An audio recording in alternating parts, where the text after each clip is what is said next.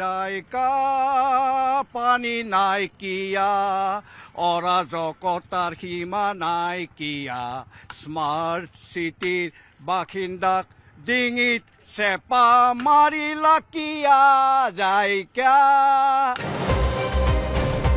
জলবোৰ্ডৰ আজব কাণ্ড 12 দিন পৰ্যন্ত বন্ধ গুৱাহাটীত জলবোৰ্ডৰ পানী যোগান গীতৰ জৰিয়তে জলবোৰ্ডৰ বিৰুদ্ধে ক্ষোভ মহানগৰবাসীৰ জায়গা পানি নাইকিয়া অৰাজকতাৰ সীমা নাইকিয়া স্মাৰ্ট সিটিৰ বাসিন্দাক ডিঙিত চেপা মাৰিলা কিয়া জায়গা হয়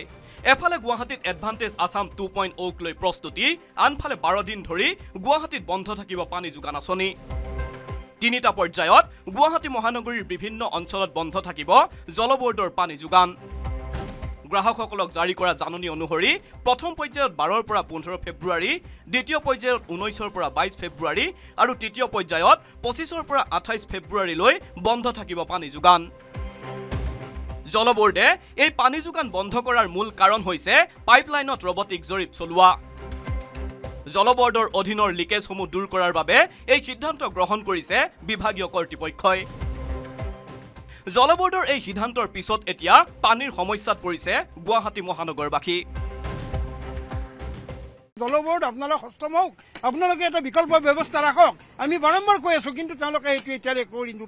নুঠিল আজি 2 বছৰ বেছি হ'ল জায়গাৰ জলবোৰ্ডৰ পানী দিয়া কিন্তু আমাৰ এই পৰিস্থিতি বাৰম্বাৰ হৈ আছে মাহত যদি 15 দিন পানী নাথাকে আমি কি কৰিম কওক তেওঁলোকে কয় পুৰণা হৈছে পাইপবিলাক সেইকাৰণে ফুটিছে এইটো নহয় মিউনিচিপালিটিয়ে জিএমচিয়ে 50 বছৰ পুৰণা পাইপেদি চলাই আছে আজিলৈকে এনেকুৱা আপোনাৰ আগ্নেয়গিৰি নিচিনা ফুটি যোৱা নাই পাইপ জলবোৰ্ডৰ সিদ্ধান্ত অনুসৰি প্ৰথম দিনটোত পানী বন্ধ কৰাৰ ফলত সংকটত অনিল নগৰবাসী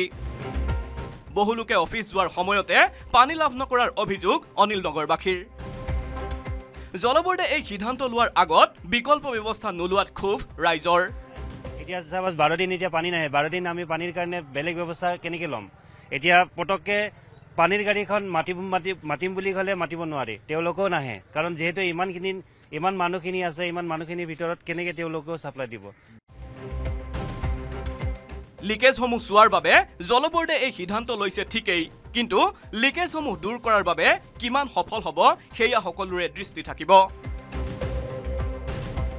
কেমেৰাত অঞ্জন ডেকাৰ সহযোগত হিৰকজ্যোতি মালাকাৰৰ report news 18 Assam North east